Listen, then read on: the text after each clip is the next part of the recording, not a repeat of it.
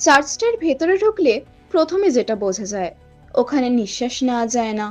হাওয়া আছে কিন্তু বাতাস নেই। ছাদের ঘন্টাটা এখন আর জোরে বাজে না, বাজে ধীরে ধীরে, যেন কেউ শক্তি হারিয়ে ফেলেছে। আগুনের রাতে যারা ভেতরে ছিল তারা চিৎকার করেনি, কেউ দরজা ভাঙার চেষ্টাও করেনি, কারণ আগুন লাগার অনেক আগেই চার্চের দরজাগুলো ভেতর থেকে বন্ধ হয়ে গেছিল। লোকেরা বলে ওই রাতে প্রার্থনার মাঝখানে হঠাৎ চার্চের আলো নিভে যায়।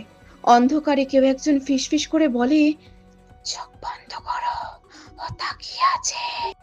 তারপর থেকে যেই রাতে চার্চের ভেতরে ঢোকে, সে দেখতে পায় বেঞ্চে বসে থাকা ছায়াগুলো সবাই মাথা নিচু করে আছে, হাত জোড়া, চোখ বন্ধ।